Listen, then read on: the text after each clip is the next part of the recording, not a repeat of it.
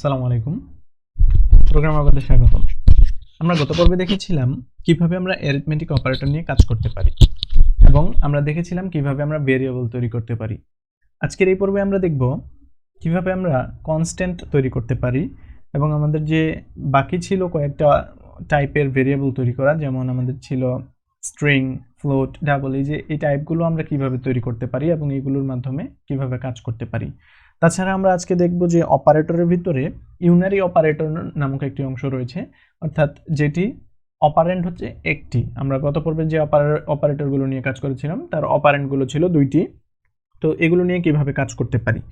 তো প্রথমেই আমি আমার ভিজুয়াল স্টুডিও কোডটি ওপেন করে নিচ্ছি। ভিজুয়াল স্টুডিও কোড ওপেন করার পর আমি একটি নতুন প্রজেক্ট ক্রিয়েট করব, যেটি হচ্ছে C# প্রজেক্ট। তো তার জন্য আমি একটি ফোল্ডার ক্রিয়েট করে নিচ্ছি। তো এখানে একটি ফোল্ডার ক্রিয়েট করব, ফোল্ডারটির নাম দিয়ে দিচ্ছি অপারেটরস। এই ফোল্ডারের ভিতর আমরা C# এর যে প্রজেক্টটি সেটি ক্রিয়েট করব। তো আমি এই ফোল্ডারটি ভিজুয়াল স্টুডিও কোডে ওপেন করে নিচ্ছি। ফাইল, ওপেন ফোল্ডার, এবং আমার যে প্রজেক্টের যে ডিরেক্টরি রয়েছে সেখানে গিয়ে আমি এই ফোল্ডারটি ওপেন করে নিচ্ছি। এখন এই ফোল্ডারটি সম্পূর্ণ ফাঁকা রয়েছে। আমরা যখন এটির ভিতর প্রজেক্ট ক্রিয়েট করব তখন এই ফোল্ডারের ভিতরে অনেকগুলো প্রজেক্ট ফাইল চলে আসবে। তো তার জন্য আমরা কি করব, টার্মিনালে চলে যাব, নিউ টার্মিনাল। এখান থেকে আমরা প্রজেক্ট ক্রিয়েট করার যে কমান্ডটি .net কনসোল, এটা হচ্ছে নিউ কনসোল, প্রজেক্টটি আমাদের ক্রিয়েট হয়ে গিয়েছে এবং এখানে যে কোনো ফাইল ছিল না, এখানে অনেকগুলো ফাইল এবং ফোল্ডার চলে এসেছে। তো আমরা কাজ করব program.cs এই ফাইলটির ভিতরে। এখানে পূর্ব থেকে কিছু কোড করা রয়েছে, এগুলো কেটে দিচ্ছি। তো আমরা এর আগেও আলোচনা করেছিলাম যে আমাদের C# এর যে স্ট্রাকচারটা ইউজিং সিস্টেম, এগুলোর কোনো পরিবর্তন হবে না। আমরা মেইন ফাংশন পর্যন্ত সকল প্রোগ্রামের ক্ষেত্রে সেম থাকবে। তো আমি নেমস্পেস তৈরি করে নিচ্ছি। নেমস্পেসের একটি নাম দিচ্ছি যে অপারেটরস। নেমস্পেসের ভিতরে আমরা ক্লাস ক্রিয়েট করি, ক্লাসের নাম দিয়ে দিব প্র্যাকটিস অপারেটরস। আর আমরা ক্লাসের ভিতর কি করি, মেইন যে ফাংশনটি থাকে সেটি ক্রিয়েট করি, পাবলিক স্ট্যাটিক ভয়েড মেইন। আমি আজকে এই বিষয় নিয়ে আর বিস্তারিত আলোচনা করছি না। আমরা গত পর্বে দেখিয়েছিলাম কিভাবে কোনটা কিভাবে কাজ করছে এবং এটি কেন আমরা ক্রিয়েট করে নিচ্ছি এবং কার ভিতরে কি থাকবে সেগুলো নিয়ে আলোচনা করেছিলাম। তো আমাদের যে আলোচনা ছিল সেখানে আমাদের এই পর্যন্ত সকল প্রোগ্রামের ক্ষেত্রে বলেছিলাম যে সকল প্রোগ্রামের ক্ষেত্রেই সেম থাকবে।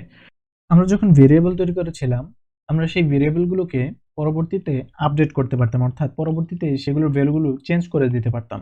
আমরা যদি দেখি যে ইন্ট একটি ভেরিয়েবল তৈরি করলাম পূর্ণ সংখ্যার, এখানে 10 দিলাম এবং আমরা এই a এর মান এখন পরিবর্তন করে দিতে পারি। তো প্রথমে আমরা এটি প্রিন্ট করে দেখি এর ভিতরে যে 10টি অ্যাসাইন করলাম সেটি আসলে আমাদের শো করছে কিনা। console.writeLine, এখানে আমরা এটি প্রিন্ট করি 0 নাম্বার ইন্ডেক্স a। তাহলে আমরা এটি রান করতে চাইলে আমরা টার্মিনালে চলে যাব এবং .net রান কমান্ডটি দিয়ে এন্টার প্রেস করছি। তো আমি এখানে দেখতে পাচ্ছি 10, যে ভ্যালুটি আমি এর ভিতরে অ্যাসাইন করেছি। এখন আমি যদি এর ভ্যালুটি চেঞ্জ করে দিই, এর ভ্যালু যদি আমি এখন 20 সেট করি তাহলে কি হবে, এখন আমরা কি দেখতে পাবো, আমরা এখন দেখতে পাবো যে এর ভ্যালুটি 20 হয়ে গিয়েছে। এটি হওয়ার রিজন হচ্ছে C# এর যে কম্পাইলার এটি আমাদের লাইন বাই লাইন উপর থেকে নিচের দিকে রান করে। তো প্রথমে যখন সে পেয়েছিল int age equal 10 তখন সে কম্পিউটার মেমোরিতে সেট করেছিল এর ভ্যালু 10, কিন্তু আমরা যখন পরবর্তী লাইনে লিখে দিয়েছি age equal to 20 তখন সে এর ভ্যালু 10 কে মুছে ফেলে এখানে সেট করেছে age equal 20। তাহলে আমরা বুঝতে পারছি যে ভেরিয়েবলের মানগুলো আমরা চেঞ্জ করতে পারছি। ভেরিয়েবল মানেই হচ্ছে তার ভ্যালুগুলো আমরা চেঞ্জ করতে পারবো। তো এখন আমরা একটি কনস্ট্যান্ট তৈরি করব যেটির মান চেঞ্জ করা যায় না, অর্থাৎ কনস্ট্যান্ট হচ্ছে ধ্রুবক সংখ্যা। যেমন আমাদের পায়ের মান রয়েছে 3.116, আরও অনেকগুলো ভ্যালু এর পরে রয়েছে, অর্থাৎ এটি চলতে থাকে এবং এই পায়ের মান পরিবর্তন হয় না, অর্থাৎ এটি একটি কনস্ট্যান্ট। তাহলে আমরা এই কনস্ট্যান্টটি কিভাবে তৈরি করতে পারি, তার জন্য আমাদেরকে লিখতে হবে প্রথমে এটির পূর্বেই কনস্ট্যান্ট, আমরা যে কনস্ট্যান্টটি তৈরি করতে চাই তার সংক্ষিপ্ত রূপ হচ্ছে কনস্ট, এবং এরপর আমরা কি টাইপের কনস্ট্যান্টটি তৈরি করতে চাচ্ছি। এটি স্ট্রিং তৈরি করতে পারি, আমরা ইন্টিজার তৈরি করতে পারি, ফ্লোট ইত্যাদি তৈরি করতে পারি। তো আমরা ফ্লোট টাইপের কনস্ট্যান্ট তৈরি করছি। এই ফ্লোট লেখার পরে কনস্ট্যান্টটির নাম দিয়ে দিতে হবে, যেমন আমি লিখে দিচ্ছি পাই। এই পায়ের ভ্যালু হচ্ছে 3.1416। তো এরপরে একটি এফ দিয়ে দিতে হবে, কারণ এটি একটি দশমিক সংখ্যা হিসেবে আমরা শো করতে চাচ্ছি। তাহলে এই কনস্ট্যান্টটি হচ্ছে পাই নামক কনস্ট্যান্ট, যার টাইপ হচ্ছে ফ্লোট। এখন আমরা এটিকে স্ক্রিনে শো করব বা প্রিন্ট করব। তো এখন আমরা এটিকে প্রিন্ট করার জন্য লিখে দিচ্ছি কনসোল ডট রাইট লাইন,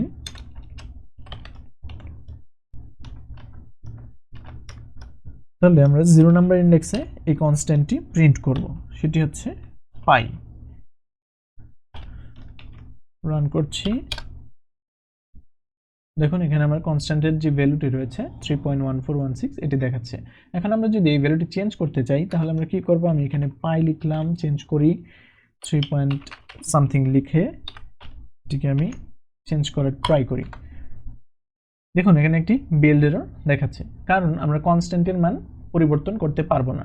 তো আশা করি বুঝাতে পেরেছি যে ভেরিয়েবল এবং কনস্ট্যান্টের মধ্যে যে তফাৎটি, এবং এর পরবর্তীতে আমরা এখন দেখে নিব। তো মেইন ফাংশনের ভিতরে আমরা এখন একটি ফ্লোট ডাটা টাইপ এর ভেরিয়েবল তৈরি করে নিব। তো আমি একটি ভেরিয়েবল তৈরি করে নিচ্ছি যেটির টাইপ হচ্ছে ফ্লোট। তার জন্য আমাকে লিখতে হবে ফ্লোট, তারপরে ভেরিয়েবলটির নাম দিতে হবে। তো ফ্লোটের এখানে আমি ভেরিয়েবলটির নাম দিয়ে দিচ্ছি যে নাম্বার 1, এখানে আমি দিয়ে দিচ্ছি 3.52 বা সামথিং, আপনার যা মনে আসে আপনি সেখানে দশমিক সংখ্যা দিতে পারেন। অবশ্যই এটি দশমিক সংখ্যা হবে, কারণ আমরা এখানে দশমিক সংখ্যা স্টোর করার জন্য এই ভেরিয়েবলটি ক্রিয়েট করেছি। এই দশমিকের পরে আপনাকে অবশ্যই এখানে এফ দিয়ে দিতে হবে, তা না হলে সি শার্প কম্পাইলার বুঝে নেবে এটি একটি ডাবল। এখানে ডাবল বলতে সি শার্প কম্পাইলারের ডিফল্ট একটি দশমিকের পরে কোনো ভ্যালু দিয়ে দিলে সেটি সে হিসাব করে নিচ্ছে যে এটি একটি ডাবল, অর্থাৎ এই দশমিকের পরেই 14 থেকে 15টি এরকম ডিজিট সে নিয়ে নেয়, যে এই ডিজিট পর্যন্ত যখন হয় তখন সে এটি ডাবল হিসাব করে। ডাবলের আসলে রেঞ্জ হচ্ছে 14 থেকে 15 ডিজিট এই দশমিকের পরে। কিন্তু ফ্লোটের যে আমাদের একটা লিমিটেশন সেটি হচ্ছে, অর্থাৎ রেঞ্জ, এটি হচ্ছে 6 থেকে 7টা ডিজিট নেয় দশমিকের পরে। তো এখানে আমি যদি 6 থেকে 7টা ডিজিটও দিয়ে দিতাম, তারপরে যদি আমি এখানে এফ না লিখতাম তাহলে সে এটি ডাবল হিসেবে ধরতে হবে, এবং আমি যদি এখানে একটি ডিজিটও দিই তবুও সে ডাবল হিসেবেই কল্পনা করবে। তো অবশ্যই এখানে আপনাদেরকে এই দশমিকের পরে যে ভ্যালুটা দিবেন এবং শেষে এফ দিয়ে দিতে হবে। এফ দিয়ে দিলেই সে বুঝতে পারবে এটি একটি ফ্লোট। তো আমি এই ফ্লোটটিকে এখন আমি স্ক্রিনে প্রিন্ট করাবো। এটি হচ্ছে কনসোল ডট রাইট লাইনের মাধ্যমে, কনসোল ডট রাইট লাইন, তার ভিতরে আমরা ভেরিয়েবল প্রিন্ট করানোর জন্য এখানে একটি ইন্ডেক্স দিয়ে দিচ্ছি। 0 নাম্বার ইন্ডেক্সে প্রিন্ট করাবো আমি এই নাম্বার 1কে, এখানে আমি একটি সেমিকোলন দিয়ে দিচ্ছি। তো আমি এই প্রোগ্রামটিকে এখন রান করব। রান করার জন্য আমরা কোথায় চলে যাব, টার্মিনালে যাব। টার্মিনালে গিয়ে এখানে একটি কমান্ড দিব যেটি হচ্ছে .net রান, এন্টার প্রেস করছি। দেখুন এখানে আমাদেরকে ভ্যালুটি দেখাচ্ছে 3.1454, অর্থাৎ আমি এখানে যে ভ্যালুটি স্টোর করেছিলাম সেই ভ্যালুটি দেখাচ্ছে এবং শেষে কোনো এফ দেখাচ্ছে না। তার মানে কম্পাইলার বুঝতে পেরেছে এটি হচ্ছে একটি দশমিক সংখ্যা, অর্থাৎ ফ্লোট টাইপের ডাটা। তো এখন আমি একটি ডাবল ক্রিয়েট করব। তো একটি ডাবল ক্রিয়েট করার জন্য আমাদেরকে এর পূর্বে, অর্থাৎ আমাদের টাইপ হিসেবে দিয়ে দিতে হবে ডাবল। এখানে আমি নাম্বার 2 দিয়ে দিচ্ছি, নাম্বার 2 ইজ ইকুয়াল। এখন ডাবল ক্রিয়েট করার জন্য আমাদেরকে যে কোনো একটি ভ্যালু দিয়ে দিলেই হবে। আমি এখানে দিয়ে দিচ্ছি যে সামথিং। এভাবে আমি যখন দিয়ে দিব, এর পিছনে আমি কোনো এফ বা কোনো লেটার দিচ্ছি না, তাহলে সে ডিফল্টভাবে এটি ধরে নেবে এটি একটি ডাবল টাইপের ডাটা।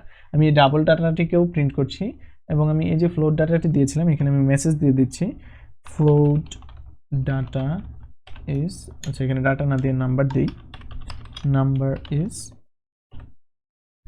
এখানে এই লেখাটি চলে আসবে এই নাম্বারের পূর্বে।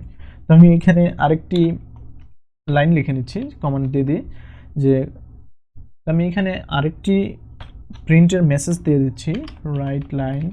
এখানে আমি লিখছি যে এটি একটি ফ্লোট টাইপ, ডাবল টাইপের ডাটা, তার জন্য এখানে লিখতেছি যে ডাবল নাম্বার ইজ, এখানে আমি আমার ইন্ডেক্স নাম্বার দিয়ে দিচ্ছি, সেটি হচ্ছে নাম্বার 2তে রয়েছে।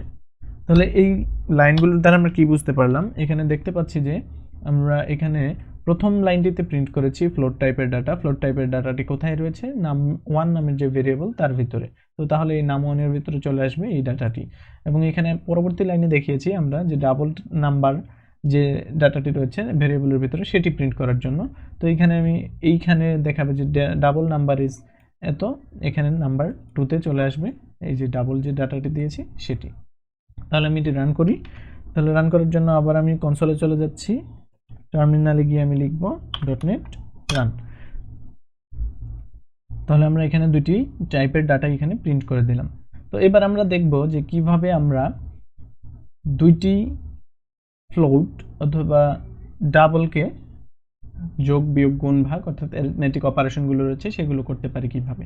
দেখানোর পর আপনার বাকি যে অপারেটরগুলো রয়েছে অ্যারিথমেটিক অপারেটর, গত পর্বে যে দেখিয়েছিলাম addition, subtraction, multiplication, division, modulus, এই অপারেটরগুলো দিয়ে আপনারা প্র্যাকটিস করবেন। তো আমি এখানে নতুন একটি নাম্বার নিয়ে নিচ্ছি, ফ্লোট নাম 1। এখানে আমি ভ্যালুটি দিয়ে দিচ্ছি 5 পয়েন্ট সামথিং।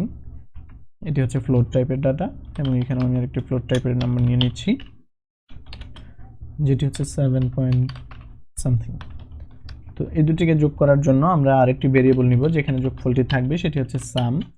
সাম নামক ভেরিয়েবলের ভিতরে আমরা এই নাম্বার দুটি যোগ করে রেখে দেব। তাহলে আমাদের কি হলো এখানে যে নাম্বার 1 এবং নাম্বার 2 এই নাম্বার দুটি এখানে যোগ হয়ে সাম নামক ভেরিয়েবলে স্টোর হয়ে যাবে। এখন আমরা এই সামটিকে স্ক্রিনে প্রিন্ট করে দেখব আমাদের রেজাল্টটি কত আসে। তার জন্য আমাদেরকে লিখতে হবে console ডট রাইট লাইন, এর ভিতরে আমরা আমাদের যে মেসেজটি দেওয়া সেটি দিয়ে দিব। এখানে লিখে দিচ্ছি সাম ইজ, তারপর আমাদের যে ইন্ডেক্স নাম্বারটি এখানে আমি সাম দিয়ে দিচ্ছি। সামের ভ্যালুটি এই 0 নাম্বার ইন্ডেক্সে চলে আসবে। এখন আমরা এটি কনসোলে রান করব .NET রান এই কমান্ড দিয়ে। তো এখানে দেখুন সাম ইজ 12 পয়েন্ট সামথিং। তাহলে আমাদের যে ফলাফলটি আসছে সেটিও একটি দশমিক সংখ্যা। এটি সবসময় মনে রাখবেন, দশমিক সংখ্যা এবং দশমিক সংখ্যা দুটি যোগ করলে এটি দশমিক সংখ্যার রেজাল্ট দেবে। তার জন্য আমরা এখানে ফলাফলের যে ভেরিয়েবলটি তৈরি করেছি সেটিও ফ্লোট টাইপের তৈরি করেছি। তো এবার আমরা দেখব ইউনারি অপারেটর। ইউনারি অপারেটর হচ্ছে, আমরা গত পর্বে দেখিয়েছিলাম যে যোগ বিয়োগ গুণ ভাগ ইত্যাদি করার জন্য দুইটি অপারেন্ডের প্রয়োজন হচ্ছে। আমি এখন দেখিয়ে দিচ্ছি যে ইন্ট, আমি যখন এ নিয়েছিলাম এর ভিতরে আমি একটি ভ্যালু অ্যাসাইন করছি পূর্ণ সংখ্যা, ইন্ট বি, এখানেও আমি একটি পূর্ণ সংখ্যা অ্যাসাইন করছি। তো এইখানে আমি যদি যোগ করি সেক্ষেত্রে আমাকে সামের একটা ভেরিয়েবলের প্রয়োজন হচ্ছে, সাম। এর ভিতরে আমি কি করছিলাম, এ প্লাস বি। এখানে দেখুন যে প্লাস যে অপারেটরটি রয়েছে অর্থাৎ যোগের যে অপারেটর, তার বামে হচ্ছে একটি অপারেন্ট এবং ডানে একটি অপারেন্ট, এ এবং বি হচ্ছে দুইটি অপারেন্ট। তাহলে আমার এই যোগ বিয়োগ গুণ ভাগ এইগুলো যে করি, এইগুলো করার জন্য আমাদেরকে দুইটি অপারেন্ডের প্রয়োজন হয়। কিন্তু আমরা এখন দেখব যে কিভাবে একটি অপারেন্ডের উপরেই অপারেশন চালাতে পারি। তো আমি একটি ভেরিয়েবল নিয়ে নিচ্ছি ইন্ট এ, এর ভিতরে ভ্যালু অ্যাসাইন করে দিচ্ছি 10। তো এ যে ভেরিয়েবল নিলাম তার ভিতরে যে 10 ভ্যালু অ্যাসাইন করলাম, এটিকে আমরা কিভাবে ইউনারি অপারেটরের মাধ্যমে কাজ করাতে পারি। তো তার জন্য আমি আরেকটি ভেরিয়েবল নিয়ে নিচ্ছি, ভেরিয়েবলের নাম দিচ্ছি টেম্প, অর্থাৎ টেম্পোরারি একটি ভেরিয়েবল নিলাম। এর ভিতরে কি করব, আমি এই যে ইউনারি অপারেটর প্লাস প্লাস এটি ইউজ করব। তাহলে এখানে ইউনারি অপারেটরটি হচ্ছে প্লাস প্লাস। ইউনারি অপারেটর হয় আগে বসবে, না হলে পরে বসবে। এটি হচ্ছে প্রি অপারেশন, অর্থাৎ এর আগে এখানে ভ্যালু বেড়ে যাবে, তারপরে আমাদের একে এখানে অ্যাসাইন করবে। তো আমি এটি দেখাচ্ছি প্রিন্ট করে, এখানে ভ্যালুটি কি আসে, কনসোল ডট রাইট লাইন, এর ভিতরে আমি টেম্পকে প্রিন্ট করাবো।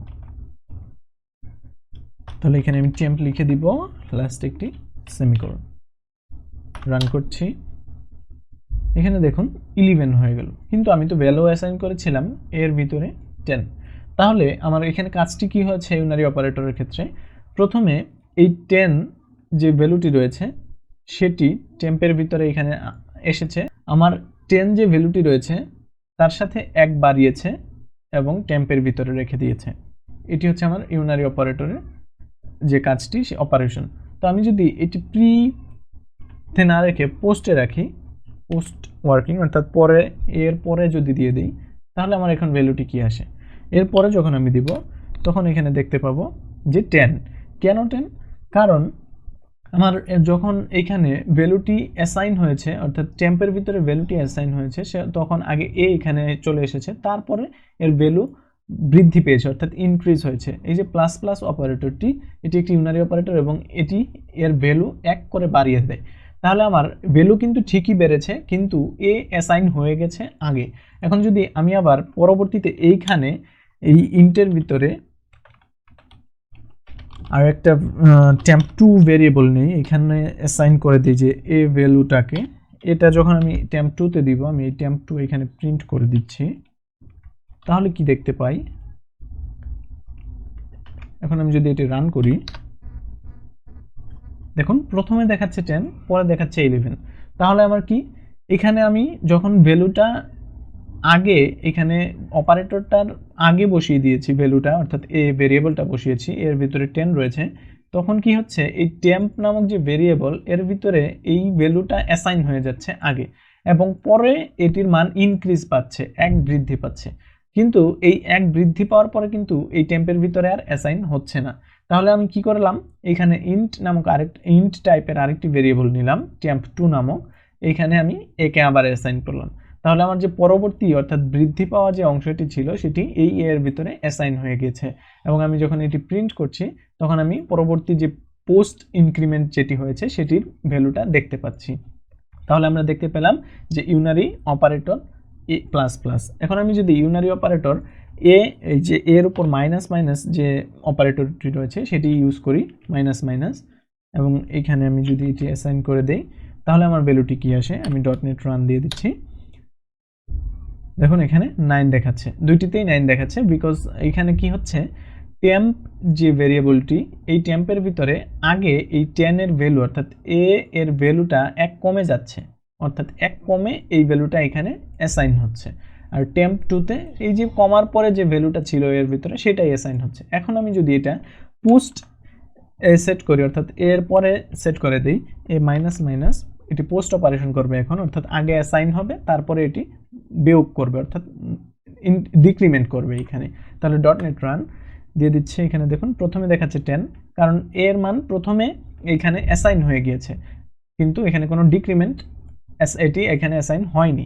এবং পরবর্তী যে ভেরিয়েবলটি নিয়েছি এটি হচ্ছে temp2, এর ভিতরে ডিক্রিমেন্ট হওয়ার পরে যে ভ্যালুটি রয়ে গিয়েছিল সেটি এখানে অ্যাসাইন করেছি, তাহলে এখানে ভ্যালু হয়ে গেছে 9। এই দুইটি ছিল আমাদের যে ইউনারি অপারেটর। এর পরবর্তীতে আমরা দেখব যে কিভাবে আমরা কন্ডিশনাল স্টেটমেন্টগুলো নিয়ে কাজ করতে পারি। আশা করি আপনাদের ভিডিওটি কাজে এসেছে। যদি ভালো লেগে থাকে অবশ্যই লাইক করবেন, বন্ধুদের মাঝে শেয়ার করবেন এবং আমাদের চ্যানেলটি সাবস্ক্রাইব করতে ভুলবেন না। আসসালামু আলাইকুম।